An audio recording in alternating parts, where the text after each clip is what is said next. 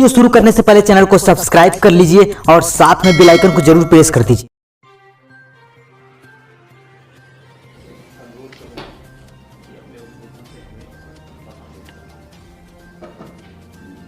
माननीय मुख्यमंत्री जी, सबसे पहले मैं आपका हृदय से आभार प्रकट करता हूं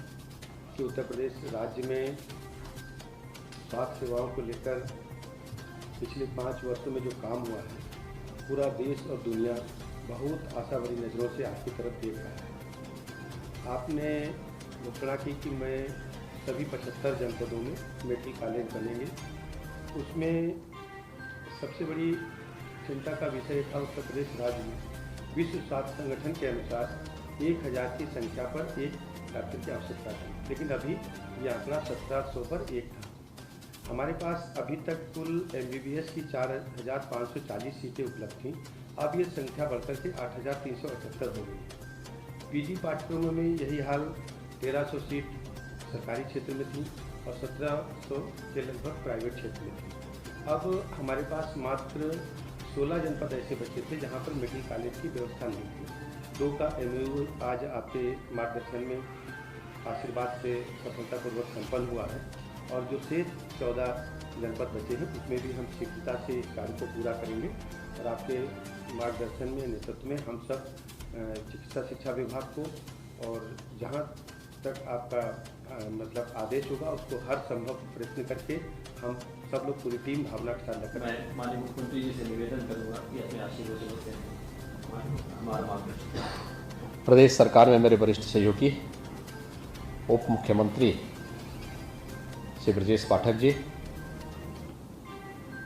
चिकित्सा शिक्षा विभाग के प्रमुख सचिव श्री आलोक कुमार जी, हमारे सभी प्रशासनिक अधिकारीगण, आज के इस कार्यक्रम में उत्तर प्रदेश में PPP मोड पर भी मेडिकल कॉलेज की स्थापना हो सकती है। उत्तर प्रदेश की 2 प्रतिष्ठित संस्थाएं शांति फाउंडेशन महाराजगंज और सिद्धि विनायक संस्था बरेली, दोनों ने 2 जनपदों में PPP मोड पर राज्य सरकार की नीति के अंतर्गत मेडिकल कॉलेज स्थापना के कार्यक्रम को आगे बढ़ाया है और इस अवसर पर राज्य शासन के साथ उनका MOU अभी संपन्न हुआ है। मैं इसके लिए वासंतिक नवरात्रि के इस पावन अवसर पर दोनों संस्थाओं को हृदय से बधाई देता हूं और चिकित्सा शिक्षा विभाग को इस कार्यक्रम को समयबद्ध ढंग से आगे बढ़ाने के लिए हृदय से धन्यवाद भी देता हूं। उत्तर प्रदेश जैसे राज्य में हेल्थ इंफ्रास्ट्रक्चर 2017 के पहले एक सपना था, सबसे खराब स्थिति थी और आज उत्तर प्रदेश देश के अंदर सबसे अधिक मेडिकल कॉलेज वाला राज्य बन चुका है। यह संभव हो पाया है इस देश के यशस्वी प्रधानमंत्री श्री नरेंद्र मोदी जी के मार्गदर्शन में, उनकी प्रेरणा से। 2017 के पहले उत्तर प्रदेश में जब हम देखते थे 1947 से 2017 तक 70 वर्षों में केवल 12 गवर्नमेंट मेडिकल कॉलेज बन पाए थे और आज 2017 से 2022 के बीच प्रदेश सरकार ने प्रधानमंत्री स्वास्थ्य सुरक्षा योजना के अंतर्गत और राज्य सरकार ने अपने संसाधनों से भी हम लोग 33 नए मेडिकल कॉलेज का निर्माण कर रहे हैं, जिनमें से 17 क्रियाशील हो चुके हैं। 16 पर हमारा कार्य चल रहा है और अगले सत्र में हम लोगों का प्रयास होगा कि हम उन पर भी प्रवेश की प्रक्रिया को आगे बढ़ाएं। 2 एम्स का निर्माण उत्तर प्रदेश में हुआ। उत्तर प्रदेश में जहां हम लोग पहले देखते थे कि कमिश्नरी स्तर पर मेडिकल कॉलेज होना चाहिए, 5 वर्ष के इस अथक प्रयास का परिणाम है कि उत्तर प्रदेश 75 जनपद वाला देश की आबादी का सबसे बड़ा राज्य है। और मुझे बताते हुए प्रसन्नता है कि आज उत्तर प्रदेश के हमारे 59 जनपदों में मेडिकल कॉलेज या तो बन रहा है या संचालित हो चुके हैं। जो 16 जनपद थे जहां पर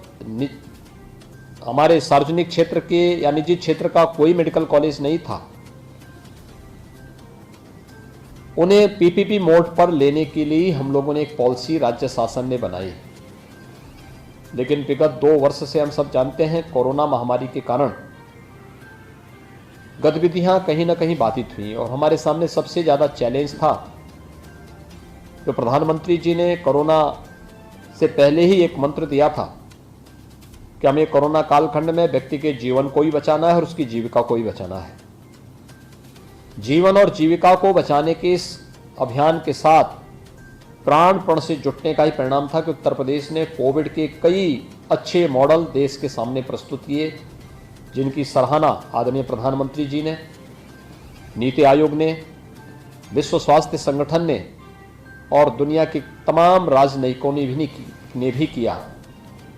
और उत्तर प्रदेश के इस मॉडल की सराहना पूरे देश के अंदर हर एक नागरिक ने खुले हृदय से भी किया, जिसमें व्यक्ति के जीवन को बचाने के साथ साथ उसकी जीविका को भी सुरक्षित रखने की पूरे पुख्ता व्यवस्था थे। अपने सफल मॉडल के बाद हमने इस पॉलिसी को आगे बढ़ाया है। जो हमारे 16 जनपद थे जहां पर निजी क्षेत्र में भी राज्य सरकार और निजी क्षेत्र मिलकर के मेडिकल कॉलेज के निर्माण की प्रक्रिया को आगे बढ़ाएंगे और पीपीपी मोड पर आज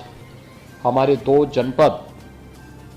मेडिकल कॉलेज निर्माण की दिशा में आगे बढ़े हैं। मुझे प्रसन्नता है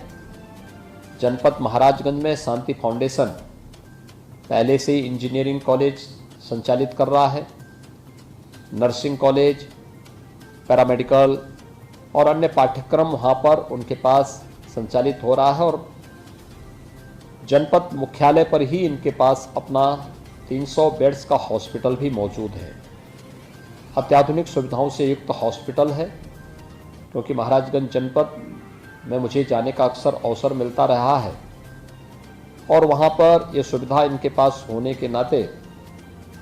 और पिछली बार हम लोगों ने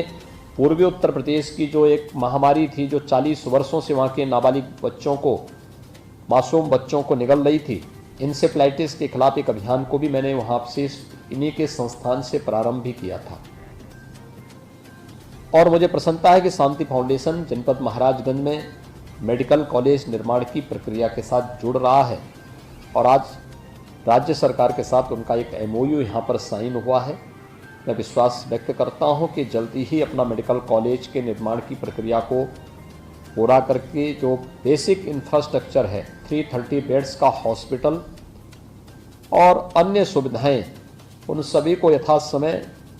इसको पूरा करते हुए 2024 में एडमिशन की प्रक्रिया मेडिकल कॉलेज में प्रारंभ हो, इस प्रक्रिया के साथ ये जुड़ेंगे। ऐसे सिद्धिविनायक फाउंडेशन ने भी बरेली में अपना अच्छा,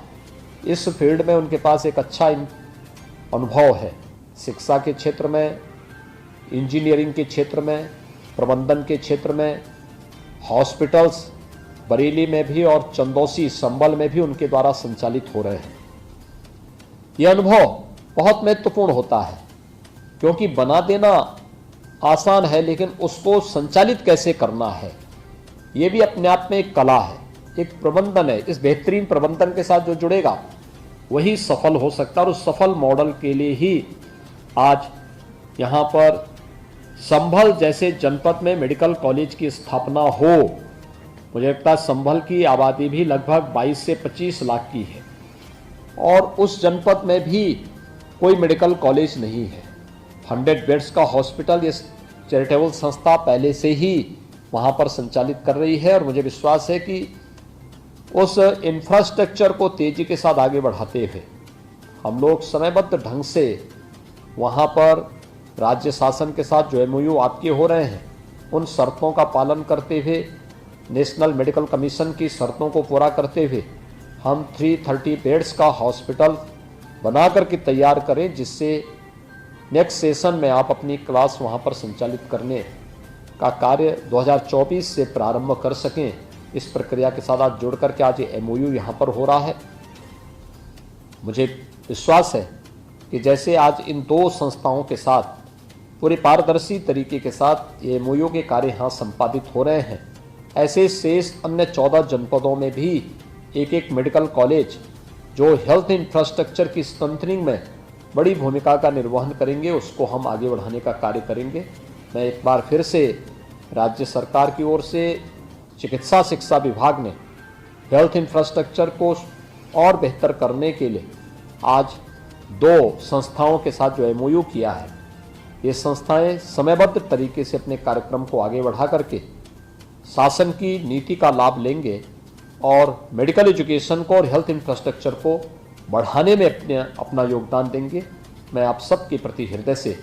बधाई देता हूं, अपनी शुभकामनाएं देता हूं और विश्वास व्यक्त करता हूं कि हम समयबद्ध ढंग से इस पूरे कार्यक्रम को आगे बढ़ाने का कार्य करेंगे। आप सबके प्रति मेरी शुभकामनाएं। धन्यवाद। जय हिंद।